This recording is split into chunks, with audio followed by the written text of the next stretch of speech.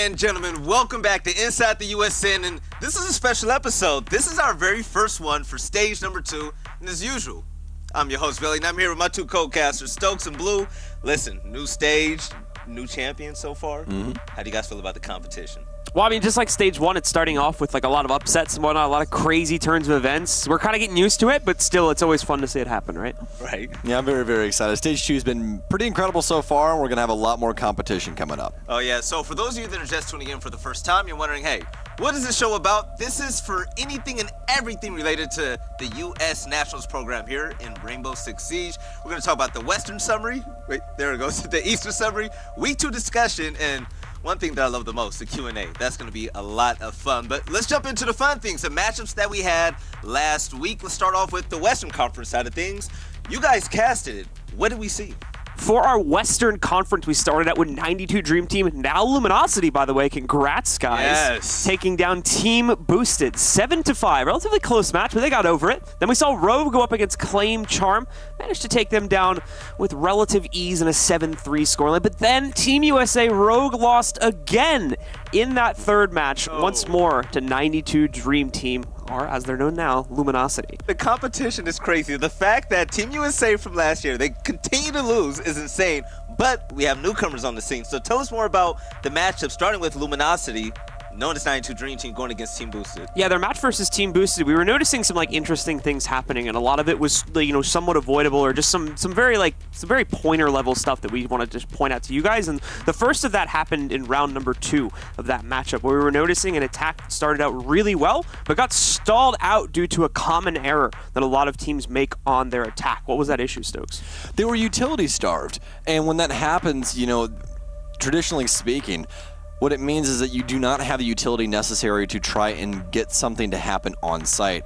This being Astronomy, where they had Maestro set up on the defense with ADSs as well as deployable shields, and they didn't have a breaching charge on Ash being played by Doodle downstairs to be able to make an angle from below to actually dig him out of his little hidey hole. So. Yeah, hopefully you guys can see that from the clip that we just played on stream as well there to showcase that round itself, and, you know, kind of take a closer look at why you should mind your utility and kind of watch the pacing of your attacks. And this can be used in any situation, so we thought that was cool. We had some cool stuff happening in the second game as well, so Stokes, so why don't you break that down for us? I'll break it down for us real quick. And actually, another thing about that before we move on just too quickly, they actually ended up adjusting that later on, and it actually ended up working out for them as well. So quick adjustments by 92 Dream Team as always. But as you were saying, Rogue versus Claim Charm, which the clip we're going to be showing you guys right now is going to be Eclipse and Slashug. So kind of pull off more or less a duo clutch in a 2v4 situation, bouncing kills back and forth off of each other before finally finding execration after he gets found out by an air jab downstairs. Just a little bit of miscommunication between the Jaeger and the Doc on Flag Hallway allows Slashug to clutch up for Rogue, and eventually moves on down the line to have them face 92 Dream Team. And for our third match tonight, we don't want to focus on anything specific in the match. We wanted to talk more about some of the players we're seeing, because I think the two of us were really impressed with 92 Dream Team.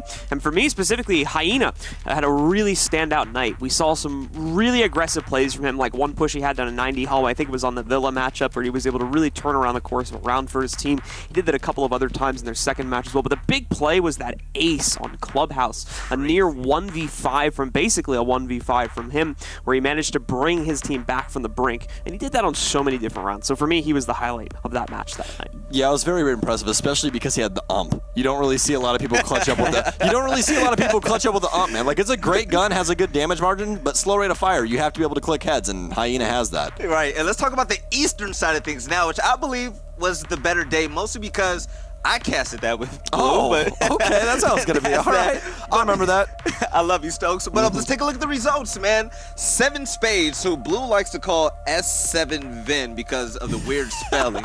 I just don't get where the 7 becomes an E. You know? Elite talk is on another level, but they fell 6-8 against Parallax Gaming. Really big comeback we're going to get into. But the second game, a little bit of a bracket-heavy side with Dark Zero facing off against Space Station Gaming.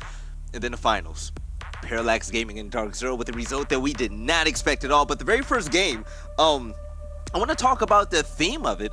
You talk about the individuality of the players and their skill, but to me, it was a story of adaptability, just getting better, learning on the fly. Because to be quite honest, the strats that Parallax came with, they weren't good at all. But then they learned as they were moving forward, and then they racked up 4 wins in a row to not only come back, but to also win. To me, that's insane.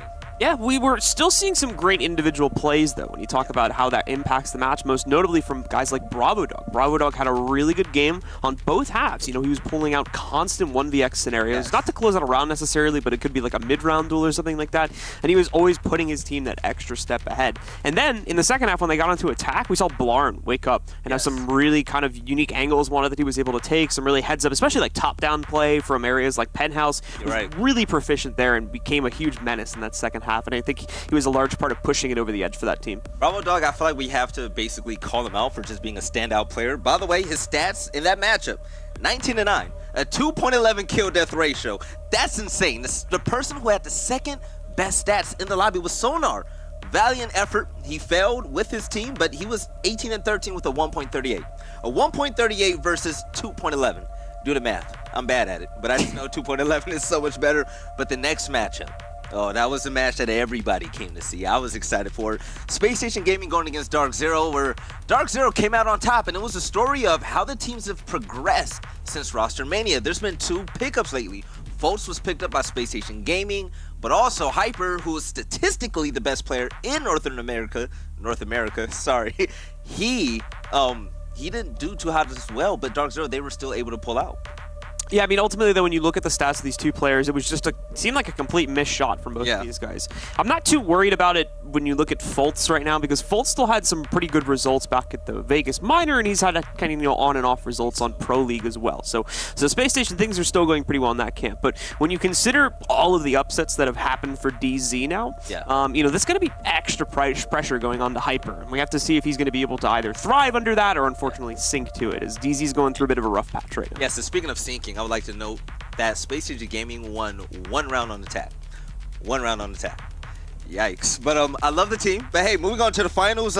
So if you came up to me that day and said, hey, Veli, this team named Parallax, nobody on that squad, they're going to beat Dark Zero at, the last game for USN, I would have thought you were crazy. But they came out on top, and we can talk about strategy and whatnot throughout the day, but I mean, the players outright, Fahood and Bravo Dog, man, they went all out. Bravo Dog 15-10 and Fahood 14-10, and he also had that huge play over in Builders. Yeah, he had that huge play. I mean, just overall throughout the course of the game, we were seeing a lot more confidence from him than we saw in their other matchup against Seven Spades.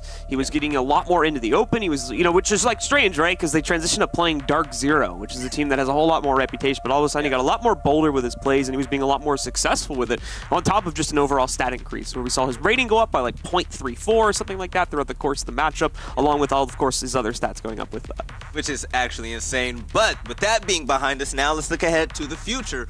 What's going to happen next week? So the matchups that we have, we actually took a sneak peek at the bracket, and on the east side we have Space Station Gaming and Rise Nation. Oh, man. Going to be a lot of fun, let me tell you. Especially with all the recent pickups, like you're saying. I think this is going to be the time for Fultz to try and improve on what he's been learning. Yeah. Especially because, as we know, he's currently in a flex position. I mean, Capitao and Smoke was his allocated roles for, his most played ops for that match between Space Station and Dark Zero. And we've already seen him be able to flex onto a lot of other things. Jackal, we've seen play extremely versatile. But, again, when you're playing out these high-level Pro League teams like Space Station and Dark Zero, there's a lot of things to check off the list to be able to be integrated into that team. Yeah. So on the other side of the hand, though, we have Dot as well as A Factor coming into Rise Nation as well. So there's a lot of movement going on. We're going to have to see who can come out on top. I feel personally that Space Station's going to take it. Oh, I would hope so. They've been playing so hard, and they've just not been able to grasp that We'll finally get on the rocket ship. Hopefully. Finally. They need some fuel to get there. Yes. But let's go ahead and talk about the west side of game things. Fuel. We have, game fuel, energy. But let's talk about the west side of things. We have Elevate, and also a new org that entered the scene, TSM with Bolo. Yeah, so when does Bolo play? When does Bolo play? All the time at USN. Did you see somebody made a website of that? Yes. It's actually when does boloplay.org or something like that? Well, it's probably going to say Tuesday next week. For us. Tuesday. Yeah, just a couple hours.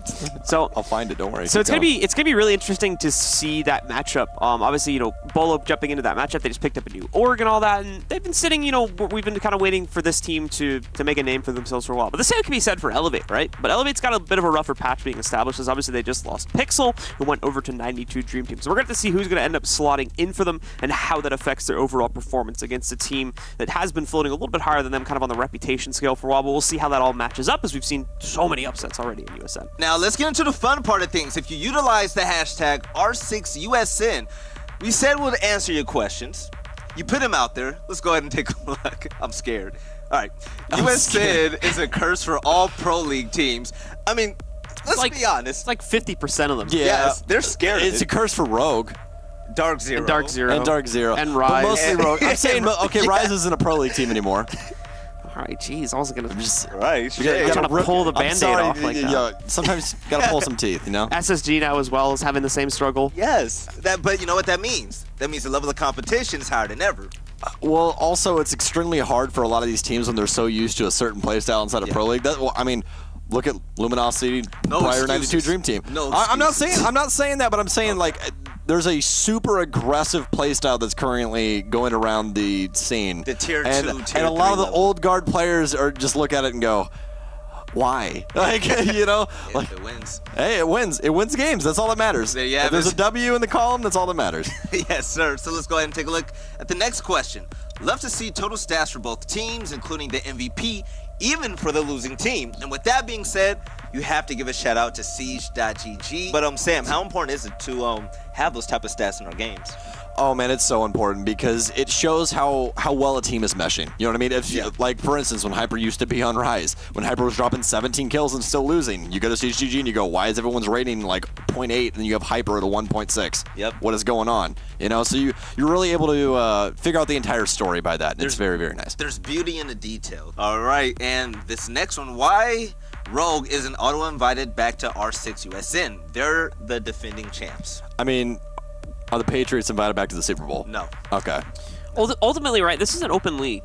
This is a league that we want, I think, a lot of you guys at home to be signing up for and trying yourselves out on. We've already seen multiple upsets against, pro teams and all these other teams that have had experience in some of the other leagues around R6. But ultimately, it is an open league. We don't want to, give priority to these other teams, and as such, that's why we're making Rogue and all the other teams that, play in things like Pro League, we're making them requalify through the open brackets as well. All right, so ladies and gentlemen, that is it for the Q&A. Remember, if you go on Twitter and utilize hashtag R6USN, we'll bring up those questions, we'll answer them, and, hey, we don't pull any punches, as you can definitely see.